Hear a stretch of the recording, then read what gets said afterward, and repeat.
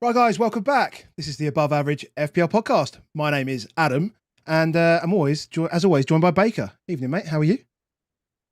I'm a little giddy now. Like before deadline, I'm like, ooh. But now football's there. It's like, yes, we've got something to talk about. Exactly. And as I said, I've said like all the way through pre-season, it's just like once we're there, then I'm good. Then I'm good. Mm. And yeah, it's obviously a really interesting weekend. Um, Big weekend. Big weekend. Lots of, I wouldn't say surprises, but some things that are interesting that have stood out, particularly in terms of like clean sheets and stuff like that. And obviously the impact that has on like bonus and stuff like that, which is, Yeah. you know, that's interesting to talk about. And yeah, so I've just literally landed back at home, from like a 9.5 or 11 hour drive, How and many miles did you do today? 575. With two kids. 2 kids, 3 stops. Yeah, it was good. It was good. We just Incredible. absolutely flew up. Definitely the best run we've Incredible. had. Definitely the best run we've had. How was your day today? It was good. I had a really casual day. Played golf, watched the football. Nice. Easy peasy, mate. Easy Yeah, peasy. it's good. Let's just say hello to everyone in the YouTube chat. Shout out to everyone who's here already. Really appreciate you being here. As always, this is our game week reaction if you haven't been here before. So every Sunday night, we will come here and we will talk about the football that has happened over the weekend. Some good takes, some bad takes, our game week scores and all that jazz. Try and interact with you guys as much as possible. And yeah, and that's what we do. And then we'll turn up on a Thursday, show you our teams for the next week. And, it's back. Normal service has resumed. So I don't think we should Good. go any further without talking about just briefly on Fantasy Football Fest. Good night or good afternoon. Had by all. Yeah. I mean, I was a bit later than everybody else. I got there about five-ish, but for the evening, yeah. Incredible. I love it. Like it's weird.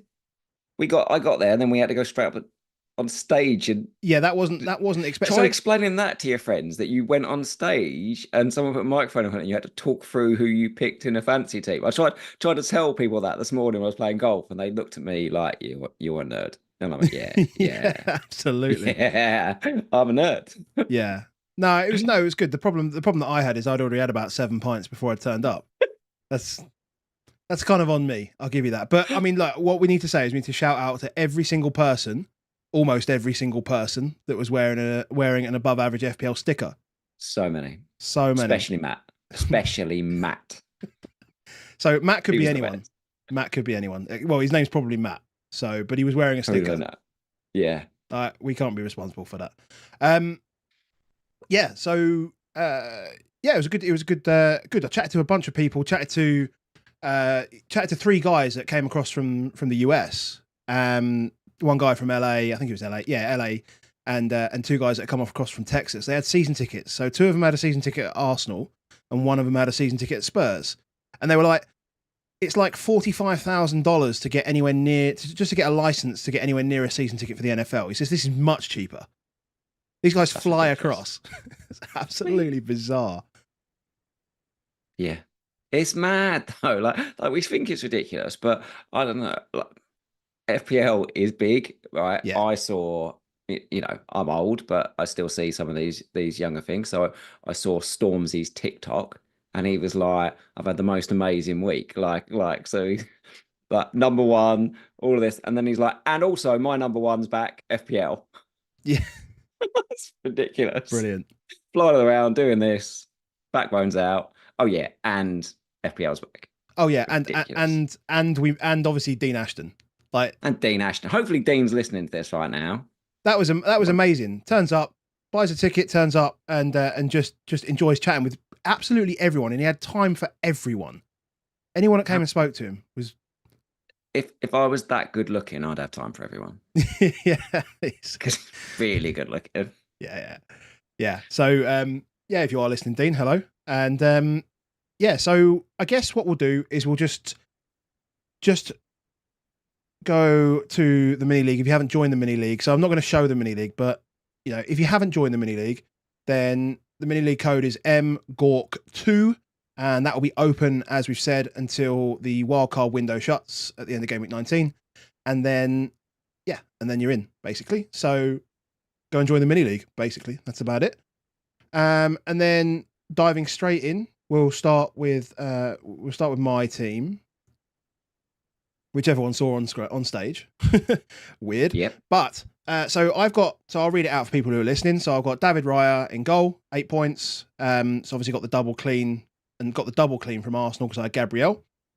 I had Trent and 8 points. Really good to see Trent play, actually. So I didn't know. Obviously, I was at Portman Road on Saturday, which was amazing. So thanks to the guys over at So Rare for that opportunity. That was amazing.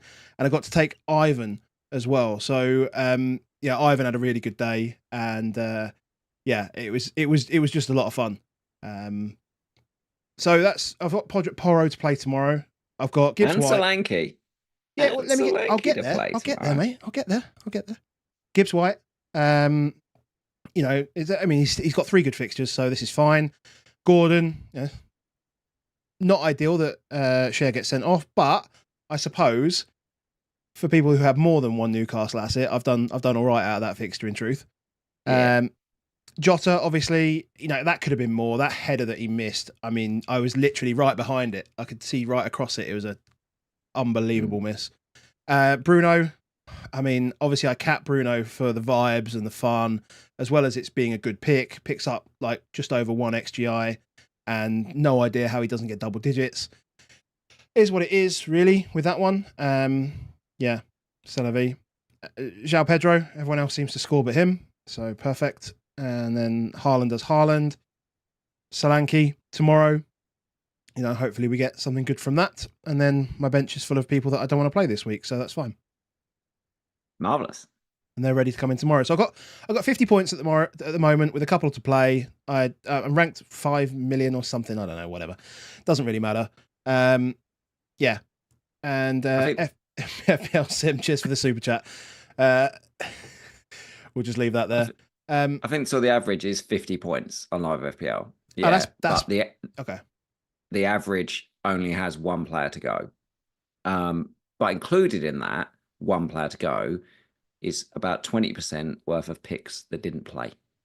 So like 12% of the game had Trippier, didn't play. So there is still some auto subs and all that stuff will happen. And yeah, we've got, I think about 30% of the game's got Porro and about same on Solanke, maybe a little bit less. 10% got Son. So having both almost guarantees that it will be an above average week for both of us. Sounds good. On brand, week 1. That's what we like to see. There you go. Here's your teammate. Couple of extra points, but not much more than that. I went with the goalkeeper amnesty of pick Henderson, because if we all pick him and he's 4.5, then hey, no one wins, no one loses. Porro to play. Hall really gets away with 5 points. Like I was seriously refreshing, like hoping that he would get taken off. And then I saw a tweet saying Lloyd Kelly's warming up, and I was like, yes, get off that pitch. I saw your message to Ivan that said Lloyd Kelly was warming up, and I was like, oh no. yeah, he's off. Get off that pitch. Get off that pitch. And then obviously once he was off the pitch, obviously wanted Southampton to score, but hey, celebrate. Gabriel gets a clean. And then Gordon, Saka, and Nkunku is one everyone's going to have to talk about now. Jota, and then you say Cap and Haaland. So Solanke and Porro for us to come, Spurs for us to come. Lovely doing a weekend pod without us having it ruined by Spurs, but let's see how we go. Let's see how we go tomorrow. Hopefully we just get lots of points from tomorrow. I'm assuming that we're not going to be troubled by Skip turning up tomorrow lunchtime or tomorrow evening and getting involved. Can you imagine facing a midfield of Skip and Winks? Be weird, wouldn't it? It'd be so bizarre. They can do that after. Do that after. So let's start with game week. First game of the game week. We'll go to Manchester United and Fulham. Now, the XG plots are back. So thanks again to Sertout for this. Images on the screen, if you don't know, are the players that pulled out the max bonus. So Josh Xerxes here with the last 5 minute winner. As called by Dean Ashton about 40 minutes to go, he was like, they're going to scrape a last-minute winner. Absolutely nailed it. But honestly, should have been more. Bruno should have scored a couple. And I was absolutely gutted by that. Yeah. I mean, funny that you watch it and you were like, yes, like all the good stuff was Bruno. Like and on the end of a lot of good stuff, you know, and for those that are sort of new or would like some reminders, some good places that we go to be able to get our pod out in a really quick time, and some sources. One of the sources we love to use is a Twitter account called Mark R Statsbot, and his automated account will show things like pass maps, how teams are in and out of possession, as well as things like the XG plots and also expected threat. And what I really noticed looking at Man United was actually the best shape I've seen from a Man United team, and as long as I can remember. And it started making me think. I was like, is Bruno the problem? Like when he's in midfield, is he the issue actually in a strange way? Because he wants the ball, so he drops on the ball, he goes back into midfield, and then he's up to the 10. Is it actually better to just have Mount as the 10, even if it doesn't do that much, and then just stick Bruno up top? And if he's doing this every week and he's doing this, you got to have him. Yeah, he's in great positions. He's in great positions. I mean, obviously, you know, as we know, it does mean that he has to return if he wants to get involved in the bonus conversation, though, because his baseline was really, really low. Like it was down there with the striker sort of level. When I saw it, I think it was about 6 or 7 or something like that. Yeah, but everybody goes up. This is what we've seen throughout the whole week: is if you score, you're in the equation. If you score now, you're in the equation because you just get that little bit extra. And so Xerxes comes on, scores. Thanks very much. I am taking that bonus. Yeah. It's you know how it is. But look, if he's going to play false 9, it makes a lot of sense for him to do so. But they all of them could have. Garnacho could easily have made, you know, more of his. He had some big opportunities, and obviously the big one at the end with Rashford, you know, potentially squaring it to him. Yeah. Garnacho puts that away. If Garnacho puts that away, bear in mind he's 6.5, right? What do you think everyone will be doing today? Yeah, exactly. Nkunku out, Garnacho in. And maybe that's what people should do anyway. Like, I think, you know, as people are going to look around, but maybe that's the one. Maybe. That's the one, you know, at that price. But Bruno at 8.5, yeah, good. Yeah, good. I mean, Fulham, interesting. I thought they caused them probably more trouble at times, you know, in terms of the amount of sort of threat they had than the XG that they returned. But Robinson looked fantastic. You know, he was on for 2 bonus until the goal went in. Yeah. So, and I do think, right, we'll probably say this quite a lot, but you know, like in FPL, where if you have hits, you'll put your score and you'll be like, I've got 62 minus 4. Yeah. I'm going to quote repeatedly people's baselines -4 with the minus. Yeah. For what they are. So if they don't concede, he has a baseline of 18, because that is actually the one that matters, because once they concede, you ain't getting bonus. Yeah. That's not happening. Exactly. So look at the one without the big minus points now for the goal conceded. Was it 3.3 for a goal conceded? -4. -4. So 18 -4. Yeah. Yeah. But that's why we're all looking. That's why we've all sort of started with like big defenders, right? It's because the cleans are so important, and you know that lent into my thinking around like the Raya and Gabriel double up. So, but yeah, no, Robinson good. Obviously, good fixtures coming up. Leicester next week, and then Ipswich in game week 3. What are we thinking about? Like Smith Rowe obviously starts with Pereira, comes off early. Muniz comes off early. Like, is that an issue? Like, because obviously people are going Chris Wood, Muniz type things, right? That's another one. Yeah. So we're going to look at this and we'll talk through all of those ones. But when you think about it, like Chris Wood scores, so he's the best. But Chris Wood had one shot. One shot. Yeah, 0.7 XG, but is he a one shot done? And came off after 70 minutes. But he's obviously the better pick because he scored. Yeah. But like Muniz has got Leicester next week. If he scores, is he the better pick?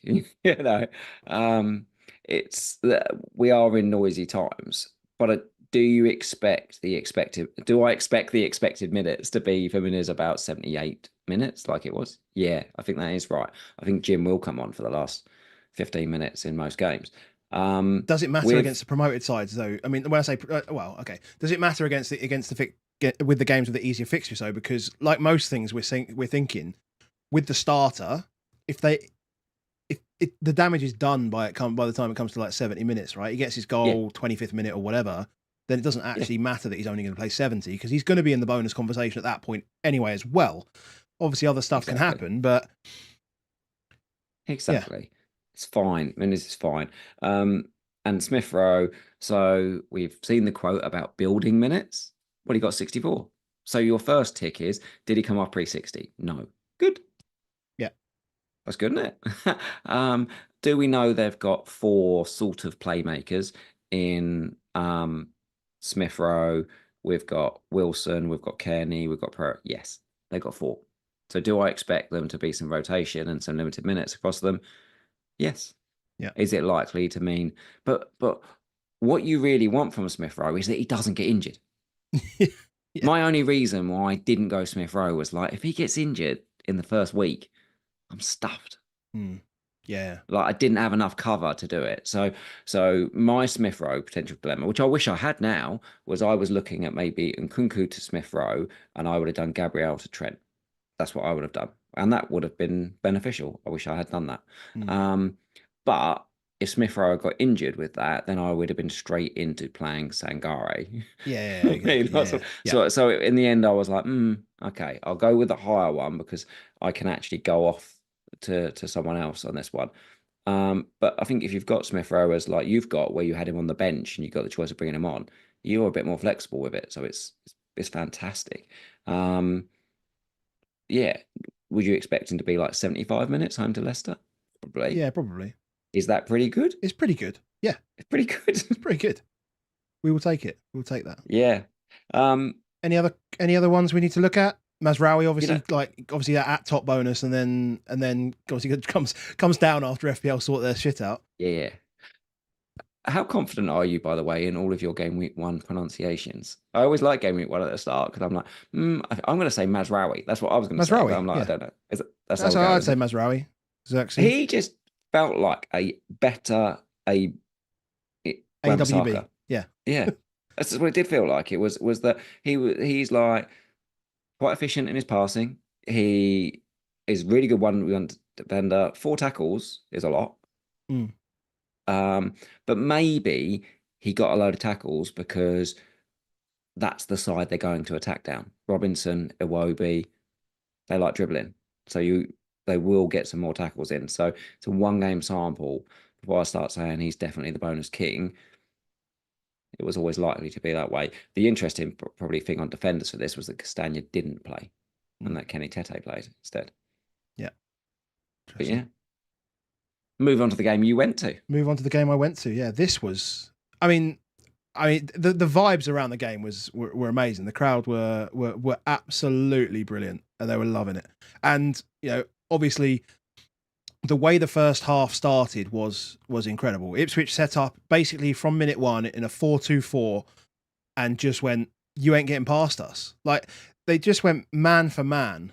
It's literally on the pitch, and was just like, "Well, our 4 guys will do what they need to do at the back, but actually what we'll do is we'll throw another guy forward to actually join the press." And I sent you a photo from a Liverpool goal kick, and they had 7 men within 30 yards of the goal. It was literally insane.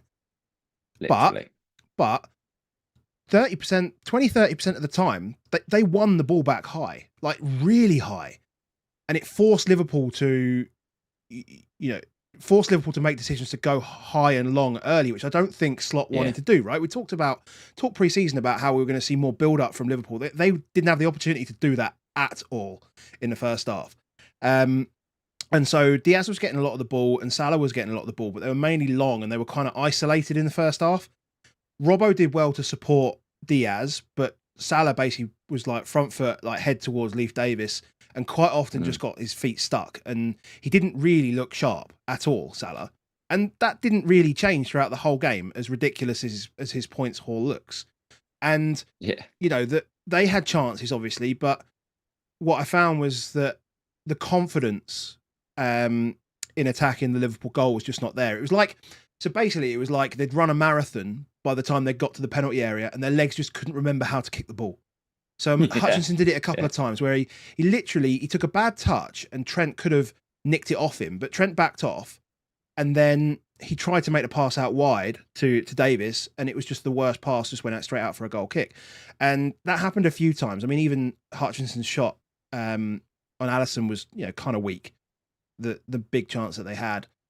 They need to start running across defenders, like with the ball, to try and get contact or something, because defenders will either make an unbelievable tackle, and if they do, then hands up, or they'll bring you down, or they'll let you go. But second half, they changed shape. I don't think Liverpool changed too much, but Ipswich definitely changed shape. They went more 4-2-3-1, and Liverpool were able to pass around that basically. Once they did that, Salah's movement off the ball is literally elite. Like, he's just unbelievable, and he had Davis on toast. The timing of the run is just ridiculous. Well, that was the thing. So for the goal, I thought he'd gone too early, and then before I knew it, the ball was through, and the centre back had dropped a couple of yards, and he was just in, and that was it. Like, Jota was obviously just sitting there. Jota misses the chance a couple of minutes before, but he's just sitting there, ready to take it, and then the second goal goes in, and it's pretty rudimentary from there from Liverpool. I mean, they closed out the game really well, really professionally, and like the whole game was great though. Like the whole game was great. I mean, the Ipswich fans were fantastic. Liverpool away fans were crap actually. Until they scored, they were just proper crap. Literally crap. There was some bits where it did get a bit quiet, but I noticed that in a few places today. I mean, Chelsea, I felt that was unbelievably quiet today. Really? Like it was really, really, really quiet. But yeah, I think this, and we'll remember when we get to people remember that are looking at this, like is when you get to the Newcastle Southampton game, because I think it plays into that same deal, is that promoted teams for the first half hour go at it. Like, because they're used to winning, they're used to dominating teams. They know what they're doing. They know what they're all about. They would go at it. What I don't think they necessarily probably realised was the focus is on big, and the ref went bookings really early. Like that first booking with Wolfenden was early. I didn't surprise that. I didn't really see the need for the Wolfenden booking, but then suddenly he does that one, and then it's another one, and then it's Burns gets booking, which was naughty, the breakdown of the Achilles. Yeah. But then because he's gone early on the bookings, he's like, "Oh no, I need to slow down." No, and he didn't book. And then he didn't book anyone until Gakpo in like this. It wasn't Gakpo. Yeah, it was Gakpo in like the 80th minute. I don't know how much you could see it, but Burns should have been off. He handballed. It was a deliberate handball as Jota went through. Down the sideline. Yeah, I didn't really see it, but you couldn't really see it from me. I couldn't really see it. He should have been off the pitch. It was such an obvious reach back to get it. He should have been off, but I guess VAR can't look at it because it's a yellow. Yeah. But the ref's given the handball. Yeah. No, he literally gave the handball. I mean, I think the ref just bowled it. Yeah. I think the ref just bowled it. He was like, I can't send off one of these guys in the first, but he should have sent him off. But what I did notice is every time you get a booking, it's harder to press, isn't it, when you've been booked? Yeah, you can't do it. Harder. You can't do stuff, and I feel like there was. I know everyone's going to say Slot did this and he changed this and do this stuff, but I also think naturally Liverpool were going to be better in the second half, even if you did nothing.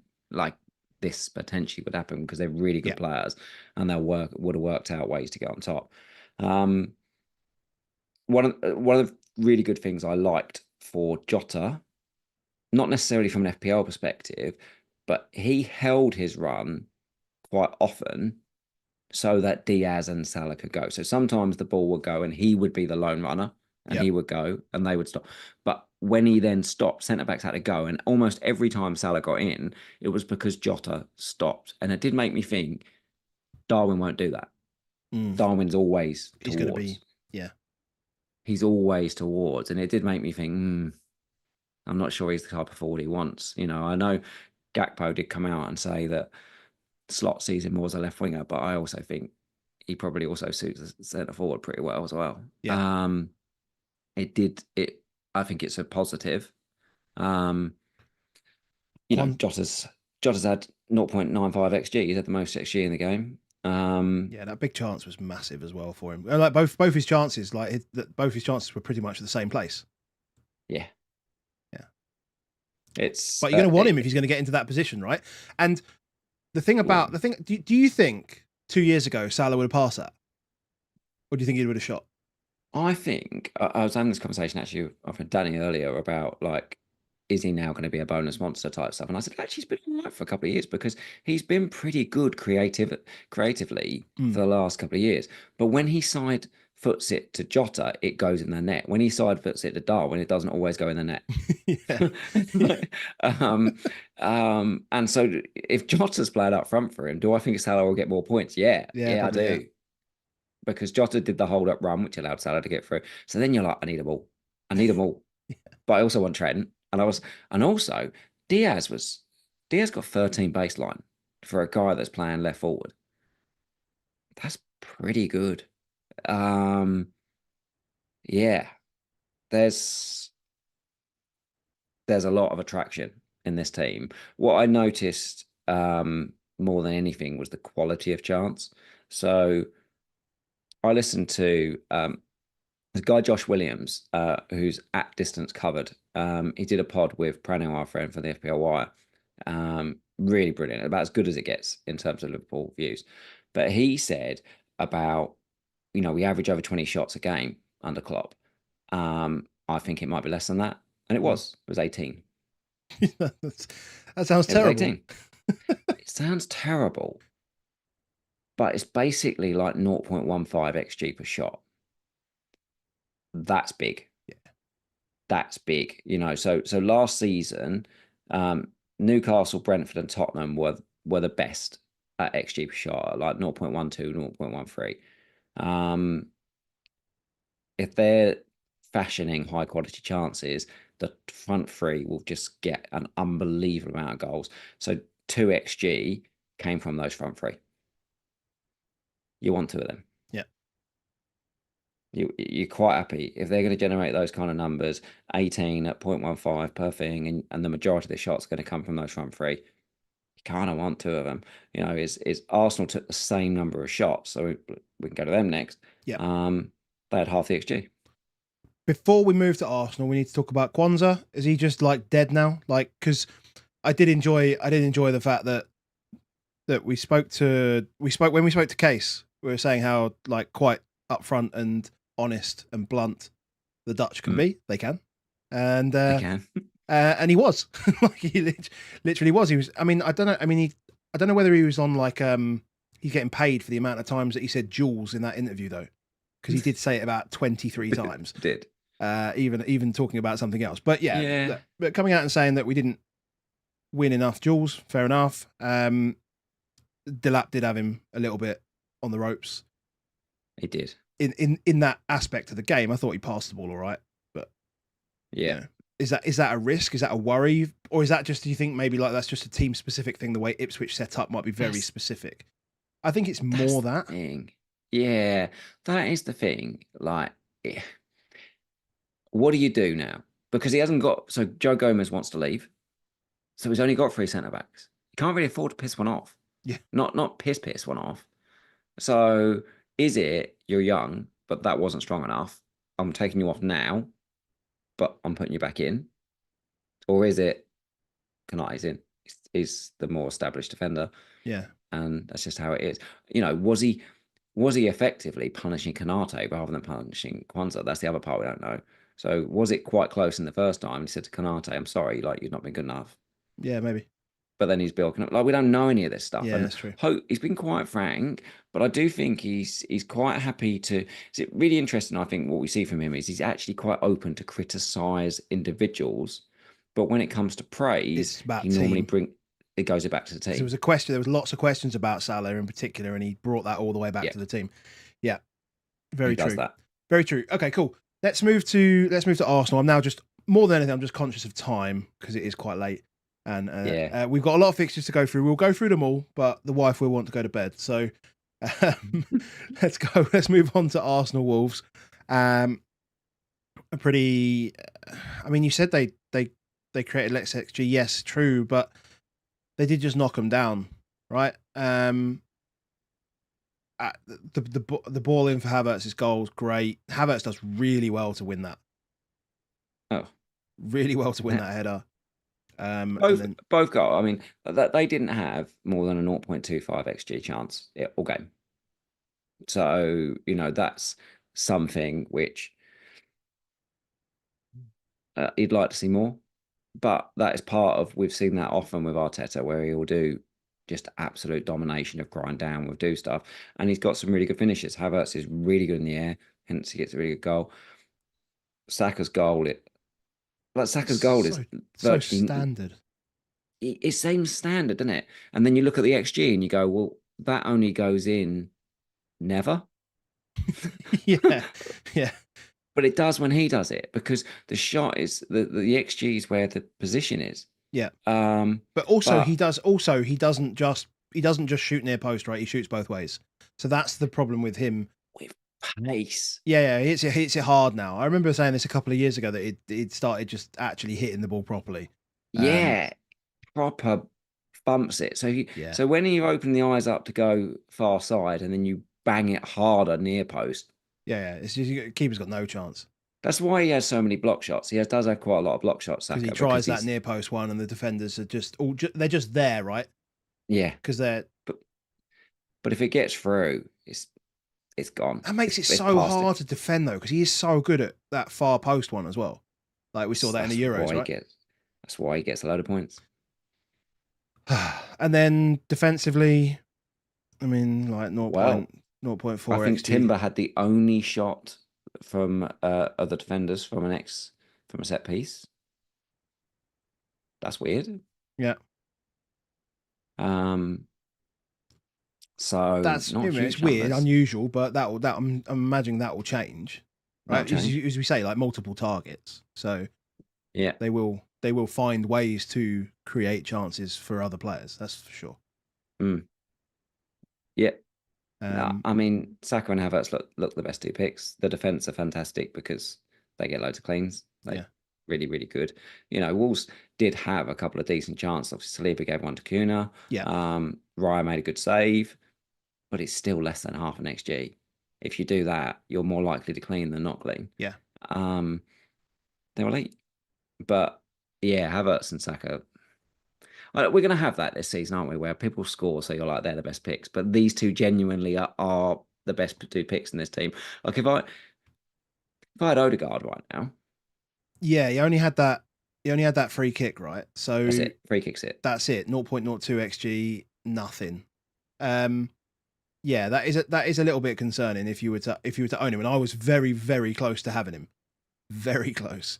Yeah, if you own Odegaard over Bruno Fernandes this week, you'd be like, yeah. And no, I mean, from a points perspective, I almost had him over Jota, which was obviously it would have been better. Like, even that would have looked terrible. Yeah, you would be getting real jittery. I'm going to Villa this weekend, but hey, he's a really good player. His baseline is still really high. If he scores, he'll get double digits. Yeah. But yeah, I'm not convinced on it. And Martinelli just got left down that left side, just running. He's just basically a further left back because the left back doesn't go far enough forward.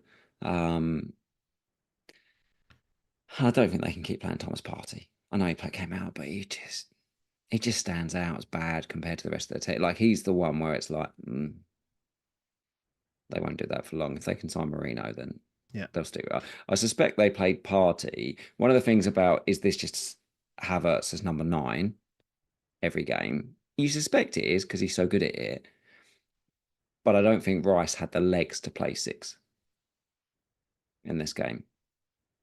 Hence why he came off, which is unusual. But I think once he has the legs to play 6, then maybe Kai goes back to 8 occasionally. Not very often, but occasionally, or even just later in the game and stuff. He did do it later in this game.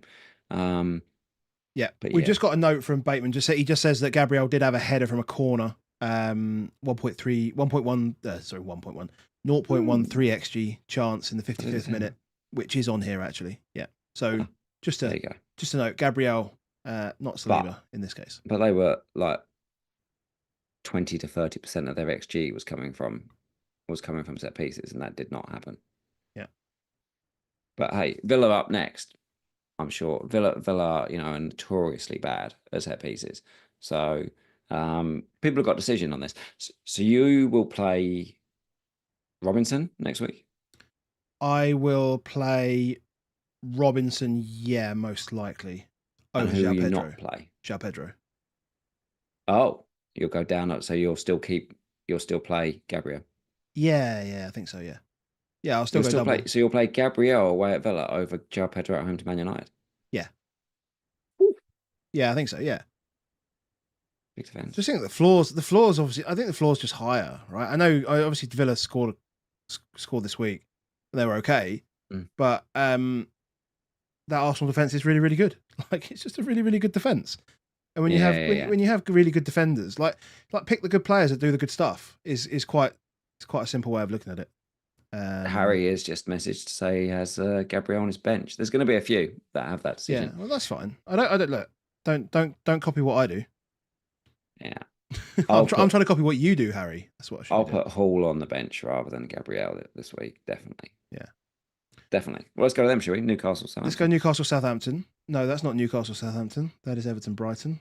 That's Newcastle, Southampton. Did I get the order wrong? Oh dear. Okay, Newcastle, Southampton. Well, clearly Southampton are a much better team than Newcastle. Evidently, from the XG plot, absolutely zero context to add. Sell them all. Sell all your Newcastle. They're done. 2 shots, 1 goal. Yeah, I mean, like there is zero relevance from a Newcastle perspective. There is zero relevance at looking at this kind of data, unfortunately. So it's really hard to sort of make any kind of argument. I guess just the fact that they won the game is just one of those things that is what football's about type thing. It's like, it's not a data led thing, right? It's just sometimes this happens in football, right? Yeah. Where you don't concede and you just literally grind it out. Newcastle, if I had a look at the so the pass map for the Newcastle game, normally it's up until the first substitution, but because of the red card, this was from when they went down to 10 men up until like the 75th minute. And the pass map has like 0 passes between any of the players. And they're in the most ridiculous formation you've ever seen.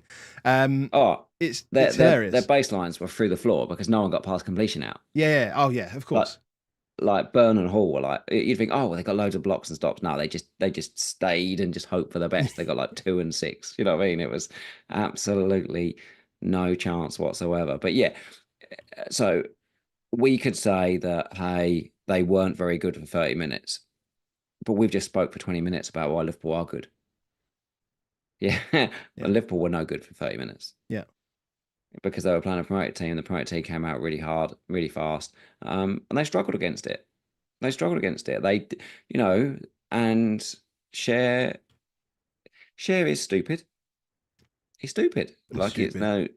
It's so stupid because let's not pretend it's the first time that a player has gone into a moment like that, and then one of them comes out. Well, we see videos and crap of both players doing exactly the same thing. I'm sure I've seen a video where both players go heads in and then both just fall to the floor like that because they're just trying to get the other guy sent off. It's always happened. But when he's so far off the ball, like it's 30 yards away from the foul, and he pushes it double-handed, pushes you in the back. When someone does that, you roll over. You don't get up. Yeah. Cher just needs to roll over. When he gets pushed over, just you've been pushed over. He will get booked if you do nothing. Yeah. There's no benefit in you getting up. Yeah. Gets up, gets into it. Yeah. I mean, he's the only one that loses. I'd love nothing more than the ref to send both off, because it just makes a weird precedent where Southampton have really benefited from that. And then I'm like, oh, it's not going to put him off doing that again. Yeah. No, I agree. Yeah, I actually agree with that. Yeah. You know, because you could book him for that, and then you can also book him for the argument. Yeah. You can book him for both. Like it might be a 2 books versus a red, but I'd rather you do something to stop that and stamp that stuff out of the game. Yeah. But what you do know with Diaz is he'll do anything. He don't care. Like it, Yep. like, and that can sometimes be good for being an FPL asset because he's 5.5 in a mid. Yeah. It's pretty good. Armstrong though had more shots, so that's still the thing. Yeah, 5 shots from Armstrong compared to 2 from Diaz. Yeah. 0.7 xG from Armstrong versus 0.3. Armstrong's the one on pens. Yeah. He's still the talisman. And the other thing on Diaz is he came off on 71 minutes for Archer because they've just signed Archer. Yeah. That's potentially a problem. All of those things could be an issue. Yeah, agreed. Shout out Roberto for saying he wishes he could turn back time. A sensational comment, that one. Love it. No. Match of the Day used that. Oh, did they? No, that's regurgitation. Oh, yeah, you don't get no credit. Okay, fair enough. I did not see Match of the Day. Content. He's done me. Content He's absolutely stealing. done me. Cool. Right, let's Everton. move on to Everton versus Brighton. I mean, there was a lot of talk about how much better Everton could be defensively. I know obviously Branthwaite didn't play, which probably was a big factor, but Brighton came to play. Minte, before he goes off, looks extremely lively. Obviously gets the assist for the Mitoma goal. I didn't see his reaction. I heard about his reaction to what was going on.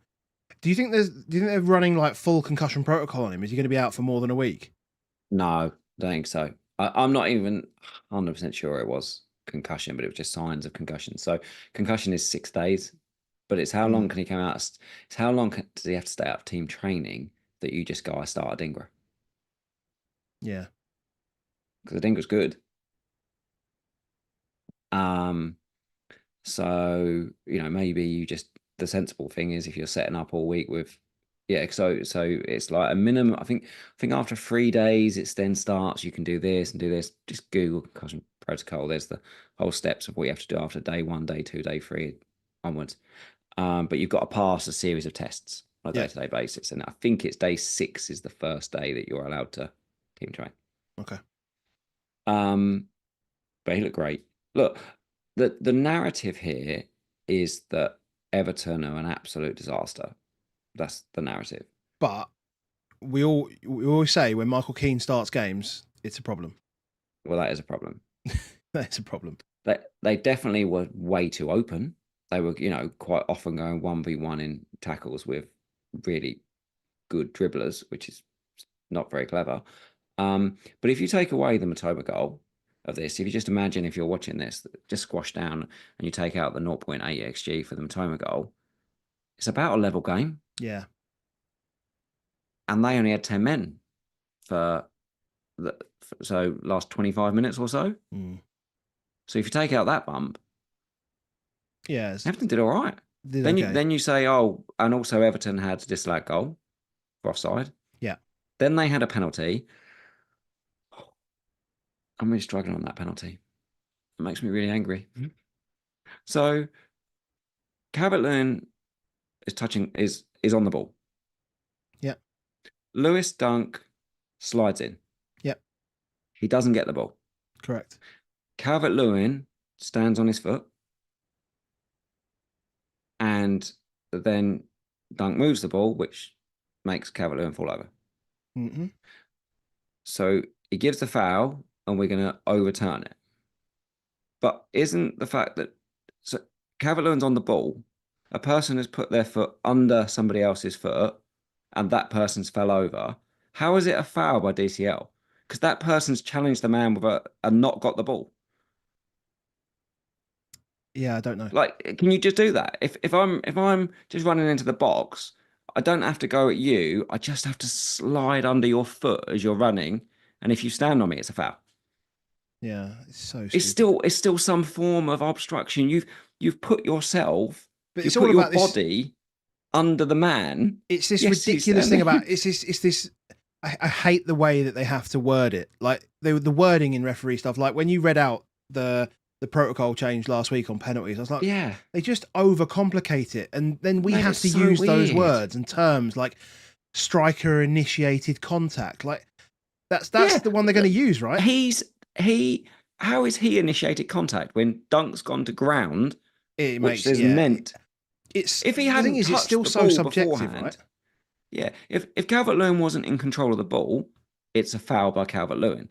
But because Calvert-Lewin is on the ball, Yeah. Dunk is the one challenging him, not him. Can we also just talk about the fact that ref goes to the monitor and doesn't see a thing? No, They don't brilliant. even- Just go. I'm going to stand there for a bit. Nah, turn that off. It's like, really weird. It's really weird. So like, it all doesn't of even- these things happen. How does the ref not like? So I don't get it. I thought they were supposed to be having the referee ref the game.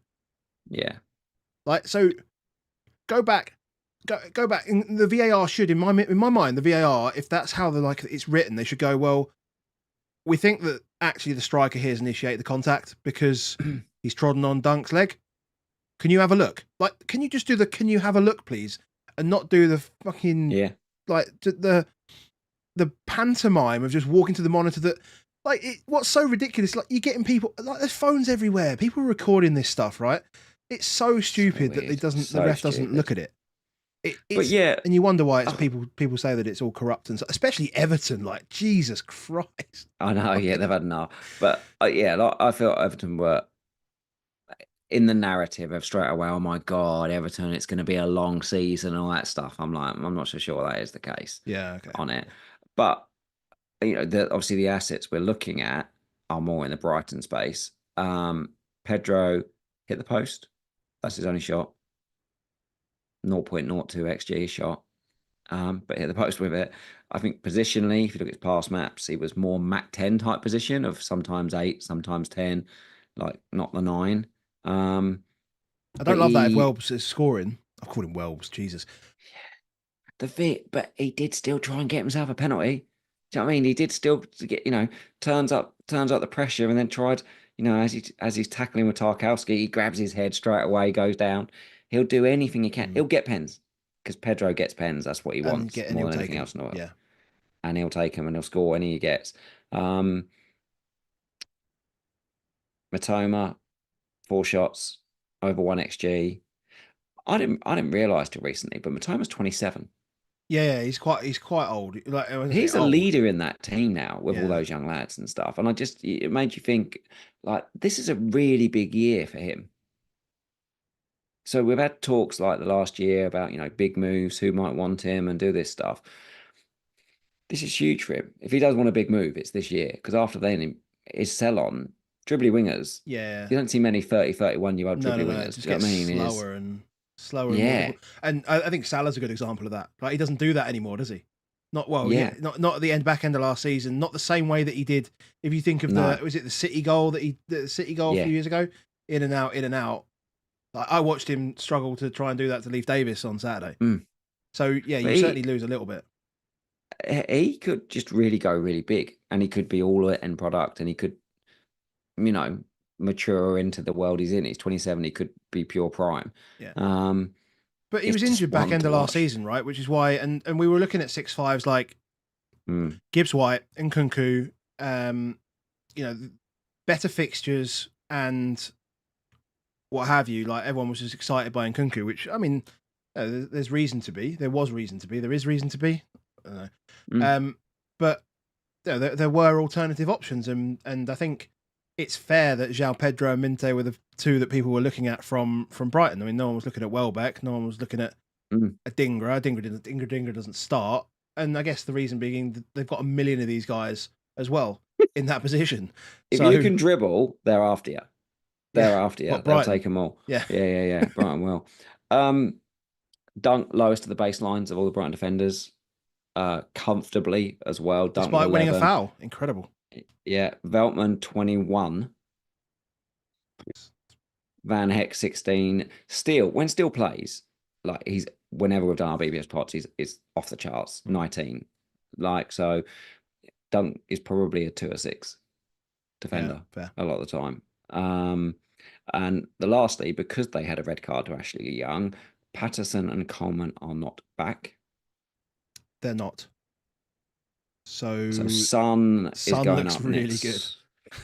Like if you have got Saka and Salah this week, Andy Martin, for example, you've done really, really well, and you probably haven't got many issues in life. Like, how do you tackle Haaland when he's got Ipswich? Like one way is captain Salah Brentford, the other way is hokey cokey and do Saka the Son and captain him versus Everton when they've got no right back. Yeah. Yeah. It's kind of especially if you're on wildcard 4. If you went Saka and Salah and your plan is wildcard 4, you could just do it. Is that worth the transfers? There's two. You Everyone, lose 2 transfers, right? That's your only thing, right? but you potentially best captain option in game week 1, Salah. He was. Mhm. Son bar Haaland is the second best captain, and I would say that Saka is the best captain in game week 3 right now as an option. Yeah. The issue you've got is if Saka goes up this week, You can't get back to him. you can't get back to him. That's very And true. that's the potential problem. Yeah. But yeah. Right. Interesting. 4 to go. 4 to go. Forest versus Bournemouth.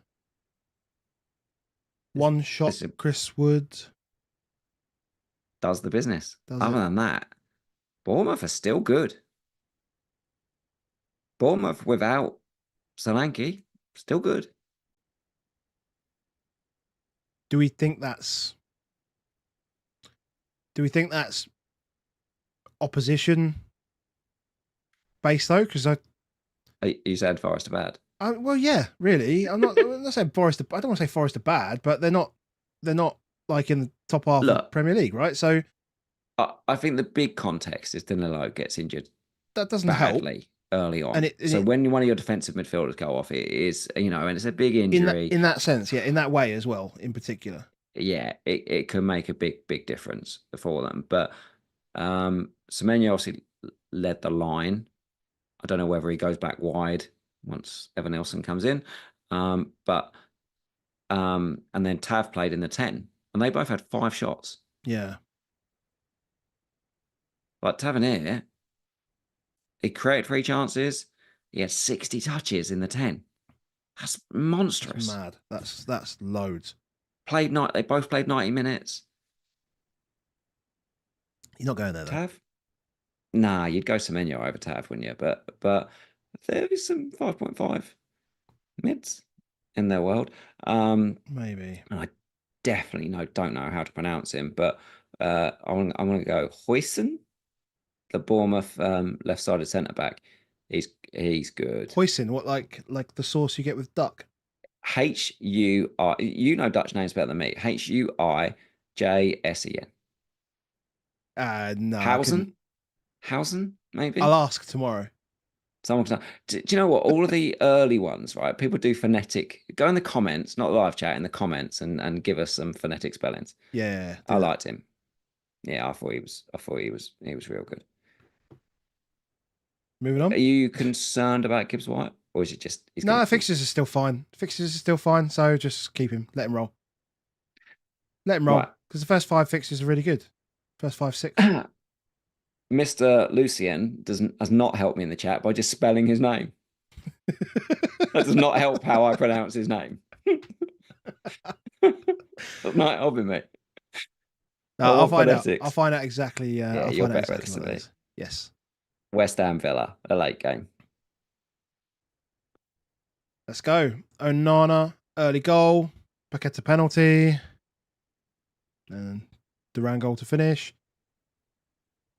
I mean, I didn't see this because I was travelling back. This was good. This was good fun.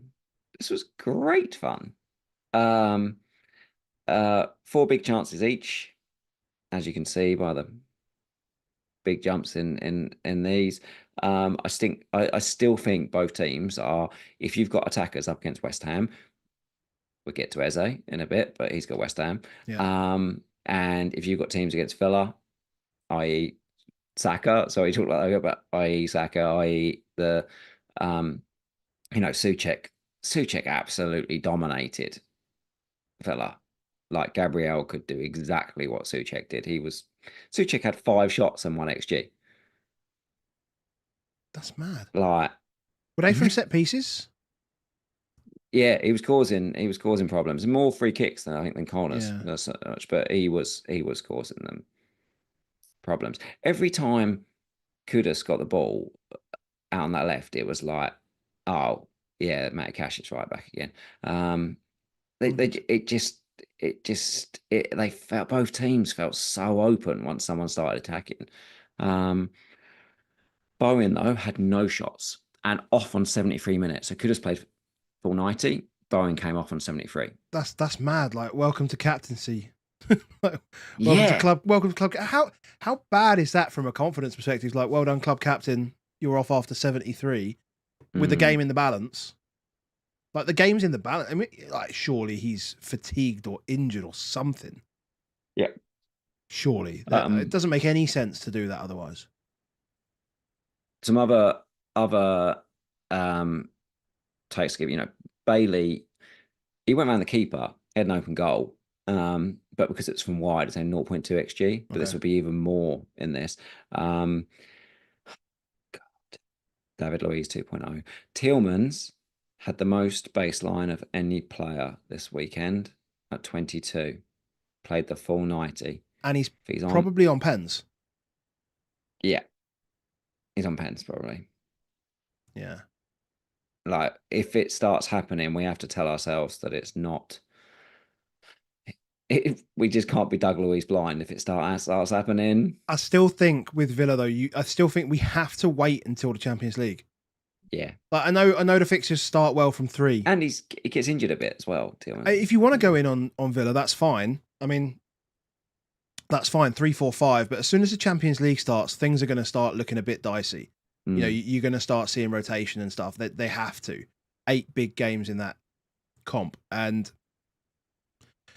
yeah, I mean, we'll have to wait and see. I mean, did when Maatsen came on, where did he come on? So Maatsen came on left back for Dina. Okay, but I think the more interesting piece for Maatsen when he came on was that Jacob Ramsey also came on the left side. So the winning goal, is made by Maatsen pushing the ball in to Ramsey, who pushes the ball on to Duran. Yeah. And Rodgers started it. Rodgers was brilliant. Like, he was brilliant. He looks the part. He will play a lot of minutes. He played all 90. He played out wide on the left, and then he came into the 10. Yeah, he's excellent. He is excellent. But I did think to myself, I back Maatsen to take the position off of Dina. If I have Maatsen, then I would rather have Ramsey in front of him than I would rather have Rodgers in front of him. And then if he's there, then it's like, oh, we saw it last season, didn't we? Like, do you remember when Bailey and Diaby both played? So they would play them both on the right, weirdly. Yeah. It was, it's like he doesn't almost like a left winger. He wants a left inside attacking mid, which Ramsey fit well, so I can have an overlap of the left winger. I thought Ramsey was good when he came on. I thought Maatsen was good, but I thought they would look like the players that as soon as they're fit enough, those two take that position. And I'm like, what does that mean for Rodgers? Does Rodgers go back to being like a 25, 30-minute man and comes on for Bailey? And the time we want him is like game week 3, game week 4. So would I, say, for example, take Nkunku out this week for Rodgers and try and get some money back? Let's see his minutes in a couple of games. Yeah. Because it's Arsenal this week. We can afford to wait. Yeah. Let's just see how it was. But I mean, Watkins didn't look sharp. I was very surprised that they took Watkins and McGinn off. That's at 1-1. That's not what you expect. His numbers were like no shots, basically nothing, like hardly any involvement on whatsoever. But he's such a good manager, Emery, isn't he? That's how he's got him 4th. Like, away from home in the first game of the season, you take McGinn and Watkins off and win the match. Yeah. Fair play. Yeah. Like it's there. Lots of people with Konza. Pau Torres, he was up there. He was involved in every set piece. His baseline is 20 compared to Konza's 14. That's 20 minus 4, 14 minus 4. But the baseline for Pau, because he's such a good player, and they're the same price. I'd have Pau Torres. Okay, fair enough. But if you need a 4.5 in game week 4, I think it'll be Pau Torres over Konza. On to today. Yeah. I can't comment on this game. You were driving. I was literally driving. Hours. Literally driving for 11 hours. So my knowledge of this game is basically I've seen the goals. Yeah. So should we just get the elephant in the room out there? Like the most ridiculous decision. Or the non-goal. The non-goal. Non-goal, non-shot, non-anything, which was obviously a calamitous joke. Because, and we were talking about this before we started, right? Obviously, this is the instruction that the referees are given that if we spoke about it, talking about penalties, right? And you said there was going to be more on blocks and infringements and blocks, blocking runs and things like that. So the instruction is clearly to blow up for these immediately. Whereas in almost every other scenario on the pitch, they wait until something comes, especially in an attacking situation like that, where it could go in the net, so that gives them the opportunity to then look at it. Like, it just boggles the mind that they actually decide in this instance to actually just blow the whistle. And then obviously because the whistle's already blown before the ball's in the net, there's literally nothing they can do because the game's stopped. Yeah. If I was trying to give some sympathy to refs, and I don't often do this, but because the ball is so wide, I don't think he thinks that Eze's got it in his locker to even shoot. Like it looks where it is, it looks like it's going to come in for a cross. So if in his brain it's coming in for a cross and he blows early, then he's kind of done the right thing. But unfortunately, because he's just gone, it's all right, because Mark Flecker didn't go, I can just whack it at the goal, and hits an unbelievable shot. And I think that's why they had such a weird pause, because I think he was almost apologetic to himself. It was like, God, I wish I hadn't blown that whistle so soon, but I definitely blew it before it went in the net. So they checked it for ages about whether he'd blown the whistle or not.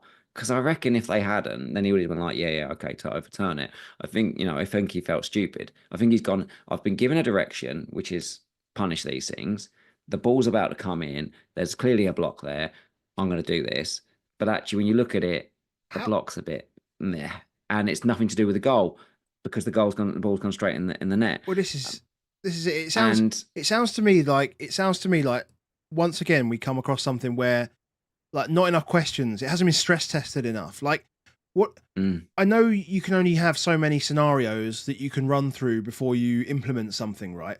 But surely the scenario is wide free kick, player shoots versus crosses is one that you should probably just look at, right? What should we do in this situation? I doubt they did that. I think that's it. That's it. Like, how does that happen though at this level when there's so much money on the line? Like, how does it happen in this kind of business? Like, genuinely, it's literally absurd. It doesn't make sense, mate. Aside from that, it doesn't make sense. But other than that, even when you take that off, he had 7 other shots. He had 7 other shots. Yeah. Like it's like half an XG. It's not like they were, but he's so good at shooting. So like his free kick that was low and just went wide, and all of it, you're like, he's just bloody good. And now the clause has gone. So we've talked about it, but the clause is gone. They're more like to sell Gay now. They can't afford to sell him. It's I hate not owning him. You? Yeah, I don't like not owning him. Just from a talismanic point of view.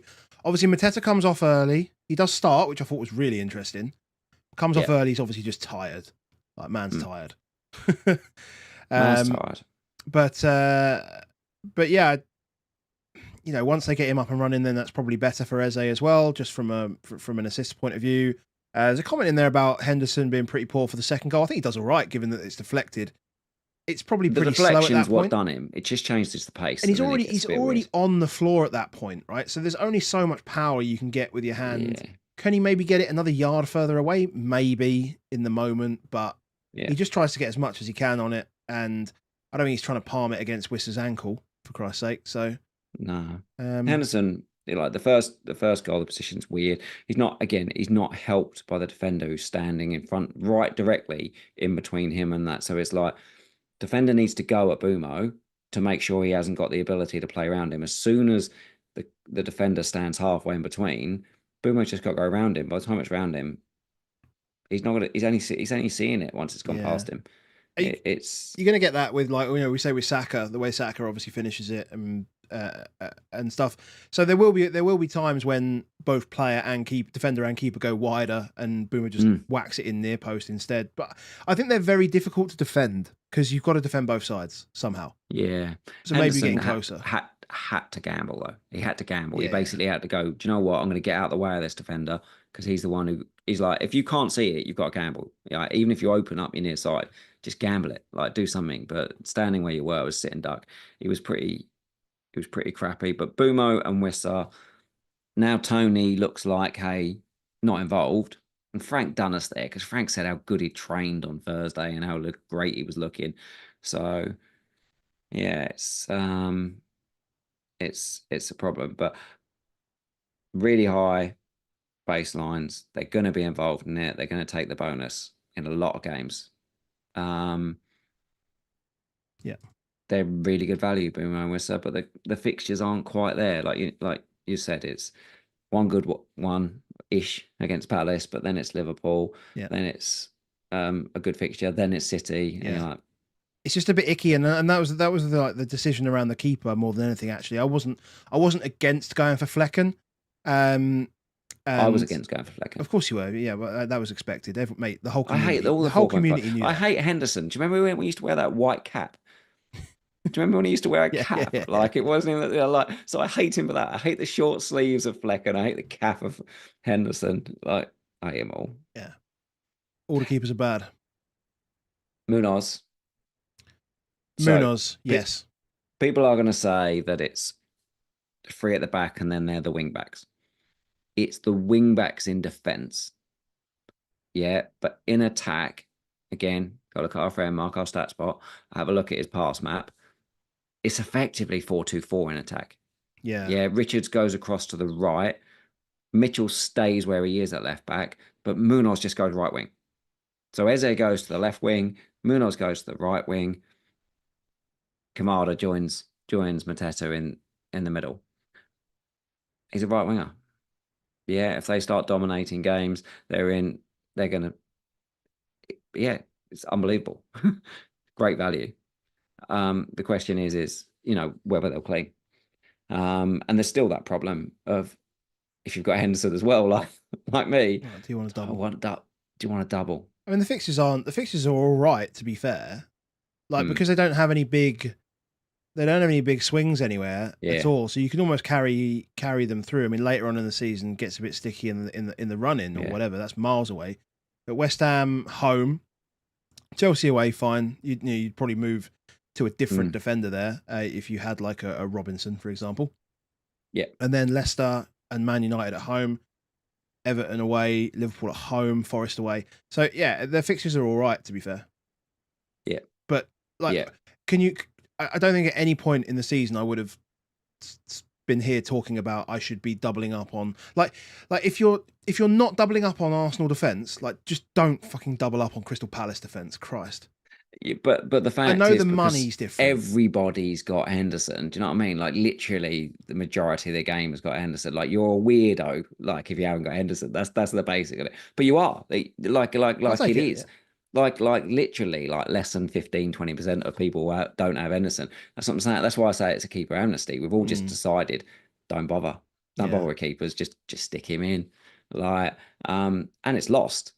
don't get me wrong, it's lost. If people have spent the money, anyone spent more money so far. If you spent the money on Pope, you spend the money on Allison, you spent the money on Wright, on these good defenses. Guess what? Yeah. Gets you more points. So that's not weird is good. Like that's working out well. But like every person that was like, yeah, I hate all keepers. I'm not going to bother. They went, I'm just going to stick Henderson in. So it's not a huge problem. But Munoz is he's the standout at 5.0. He's a standout at 5.0. Final game. On to the last. So you haven't got Nkunku. I do not have Nkunku. Nkunku comes off before 60 minutes, 58 minutes. Nkunku. How did he play? I thought he was excellent. I thought he played really good. My biggest worry about Nkunku is that he came off, and he came off for Nico Jackson. Because if we start on Chelsea, that they should have scored multiple times in that first half. They should have scored multiple times, but they didn't even get the shot off. Or when they did, it turned out it was offside, and it was offside because Nico Jackson was always offside. Yeah, he's always offside. There was the one weird play where it went on forever before they finally put the flag up, but and he just is one of the world's worst decision makers on earth. Like you give him the ball and he's just like, like the five-a-side kid who never passes, but it's always, says to you then, yeah, I've scored 18 goals. And you're like, oh, mate, everyone hates you. Yeah. That's how I'd have felt if I was in Nkunku and Palmer with Nico Jackson that first half. He just did so many stupid things and stupid decisions. And it looks more worse because Nkunku's movement was so clever. Like you could tell he's of full on Red Bull sort of type player. You know what I mean? That type of stuff. The movement was brilliant. Off injured though, Jackson. I don't know about injured, but I mean, Sofa score. I'm just looking at Sofa score. Sofa score. No, I don't think so. But I assumed once I suddenly saw that Neto was was warming up, and I was thinking, well, this makes so much sense because they're getting into all the right positions, but they're wasting it when they get there. And you bring Neto on, you take Jackson off, you put Nkunku up top. And then that didn't happen. He took off Nkunku. And then 8 minutes later, he then takes off Jackson. And you're like, what? Why did you? Why? Because literally a minute after, see that massive chance there? Yeah. Jackson. Yeah, so Harry's asking about that because there's actually an Enzo miss there from a header, which is 0.13, and then Jackson's 0.6. So that's why that's there. 2 starts. Jackson. There's 2 chances in that minute. If he just done the other way, which is the way that surely, I reckon you could ask 1 million people that are watching that game, and what they would have done is put Nkunku up start and took Jackson off for Neto, and then Nkunku's in that position, it's a goal. Yeah. And they're back in that game. It made no sense. It made absolutely no logical sense. You're like, oh, we've got a manager that Leicester fans, I keep playing back Ivan's conversation, Leicester fans were calling for his head.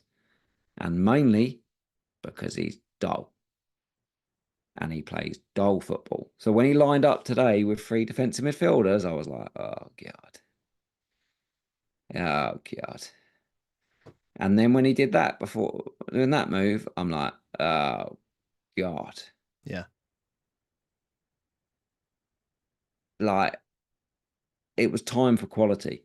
They were there for them. Do we again think that's opposition specific, though? Something that he's like, and maybe we just have to do this against Man City this week because they're that good. Yeah. I mean, although saying that, like, we've seen it in the past, first games for City. I mean, this season in particular, where they're not full strength, they're not fully up to speed. This could have been an opportunity. And I'm not Yeah. comparing things from previous seasons so much, but Spurs beaten 1-0 on the first game of the season a couple of years ago with Mm. Nuno Espirito Santo as the manager. Like it's it was definitely there's definitely opportunity when He, you're missing some of your best players. he scared me. He really was like, I don't think I like you. I don't think I like you, Mariska. I just got that immediate icky feeling of, I don't like this. But it's one game. I don't have Yeah. much more review of it, but it's one game and it's against, one of the best teams in the world. Um, but yeah, I think you have to make, unless you hear something, but maybe we won't hear it. All predicted lineup.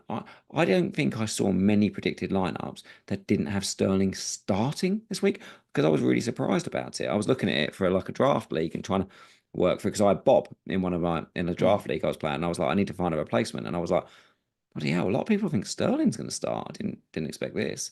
Not even in the But squad. and then not in the squad. So I'm like, am I going to hear if Nkunku's not playing next week? I'm not sure I will. Um, but I think, yeah, I think I think I probably do. However, if Leicester are terrible tomorrow night, everyone's going to do Nkunku to Smith Rowe. Everyone's going to do it. Like they're going to. Like it's, I can have £1 million in the bank and I don't get the price drops.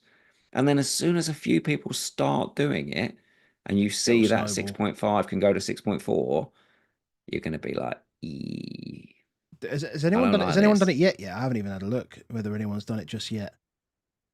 Because What, you know what anyone in the people are game? like. It doesn't necessarily have to be the 500 people, 460 people that are watching us or whoever that watching that makes these price changes happen, right? The huge, Palmer's been sold by 42,500 people already. yeah, In Nkunku 21k. the best thing that will happen this week, the gift of FPL this week, is that the first player to drop this season will be Ollie Watkins That yes. because he was 35% owned. Yeah. And everyone's just gone, nope. So we're all gonna be able to get an 8.9. Like he's gonna go and play Leicester and Everton in 3 and 4, and he's gonna be 8.9, 8.8 million. Yeah. Like if he blanks against Arsenal, he could be 8.8 million by the time that comes around. Yeah. That'd be amazing. And because a third of the game will be looking at him before looking at Nkunku, that'll make it okay. Yeah, fair. That'll probably make it okay. We'll probably get a fair amount of time. Then, like as I say, 13% of the game have got Trippier.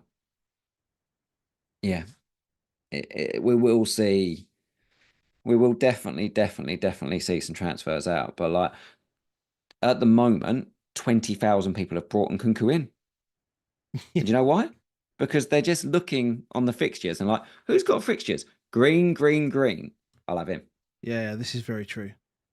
Yeah, he's not So going anywhere. 20k he's in, had 20k out. Yeah. Yeah, no. so he might be okay. And I know like if you're bigger owned, you've got to have bigger out because obviously your percentage doesn't change that much. But Haaland's got Ipswich this week.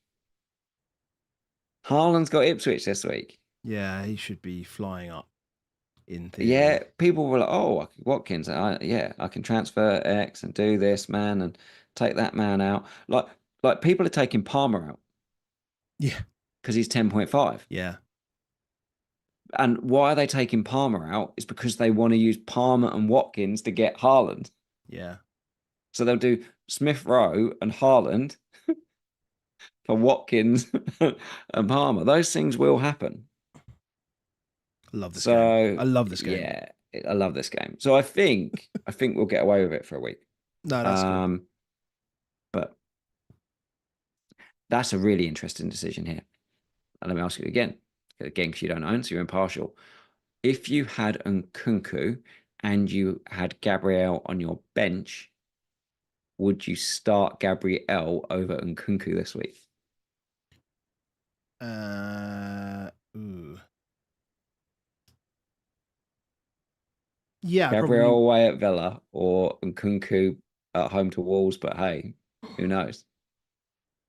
I mean, it depends. I guess it depends on Away to Wolves, aren't they? Yeah. depends on like the why Jackson came off. Because I say I'm neutral, but I'm also like have a significant lack of information. So Yeah. if Jackson looks like he could be out, I would probably play Nkunku over Gabriel. If I'm going in blind, I'd Yeah. probably start Gabriel over Nkunku. I think he If was that's just the tight. choice. I mean, surely there's a better option than that. Surely I just want to start Gabriel and Nkunku if I can. Yes. I will. I'll be starting both. That would be my ideal scenario. Would be to do that. I'll As I start say, both of them. Good defenses keep clean sheets. Occasionally they don't keep clean sheets, but again, they're good from set pieces. So I don't think Nkunku would have been expecting to have come off, and that you could also see that reaction because he was quite unselfish. Like he's just a good player. You can see on the ball he's a very, very good player. So would I be surprised if he was a lot more selfish? No, I wouldn't be surprised. But hey, by this time next week they could have João Felix in and he's starting. So I saw someone in a WhatsApp group today just before we started talking about Osimhen as well. It's like they need some more players, Chelsea. Oh yeah. Like have we even spoken about the fact that their squad list is like 48 players? Not our concern, mate. Well, we do talk about a lot of things that aren't our concern, but yeah, there we go. I think that's us done, mate. I think we're good. Well done, it's mate. Now You've 11:15. Amazing. Oh, cool, mate. I've only got another 45 minutes of sorting stuff out so we can get a podcast out, and then we'll be all good. But I'm so glad I'm back. Actually, so the last week, trying to snip together videos and try and put stuff out last week was a pain. But we'll try and resolve that at some point. I've got to go away though this week. So that's fine. It's my turn for a trip to the in-laws during the week this week. So yeah, we'll have to talk about Thursday whether you're free by Thursday. But if not, we'll find. Yeah, I need to have a look at that. Yeah, if not, we'll find out. We'll find someone to step in. That's no problem. We'll find some time, mate. Sounds good. Thank you again to everyone that's joined us in the chat. There's been over 500 of you in here at one point. Good banter at the start, and it's all good. And we're only like 15 subs away from 8K now. So if you are here and you haven't done so already, please do drop a like on a video if you've enjoyed the content today, and if you want to see more of it, drop a subscribe. We'll be back on Thursday with our team selection for game week 2. I very much think it'll be more about rotating players around rather than transfers, but we will talk about the week coming up. We'll have more information, and I'll go and watch some of the games so that I actually have I can actually talk about it properly. It's obviously been a bit difficult this weekend, but we make it work. We make it work, mate. We make it work. And look, I've seen loads and loads of familiar faces in the chat and stuff. And because we had to get through it, we haven't chatted as much as we would do normally. We normally on Sunday we'll try and chat with you guys a bit more. But it's been really pleasing to see a lot of people back. You know what I mean? Every summer you're like, oh, we're doing this again. Oh yeah, we're doing this again. Yeah. But if you like it, if you think other people should like it, best thing you can do, like Adam will put the tweet out tomorrow UK time between about like 7-8 o'clock in the morning. How long you're sleeping for. But look, if you retweet that pod in the morning, it's massive for us. It's the best thing that you can do for us. Yeah, sounds good. Oh, and if you were Ed, who I saw at Portman Road yesterday, not Sheeran but another Ed, then drop me a message on X. You said you were going to get in touch, so yeah, drop me a message and we can have a chat. Explain that, Adam. You were recognised. I was recognised at Portman Road, walking away from getting a bottle of drink, and the guy was in the queue as well, and he just called my name while I was walking past him, and we had a quick chat, maybe 30 seconds, quick photo, and then just and then walked off and went to watch the game. Genuinely insane. Out, Matt. Right, I think on that note we should probably leave it, mate. See you later. Catch you later.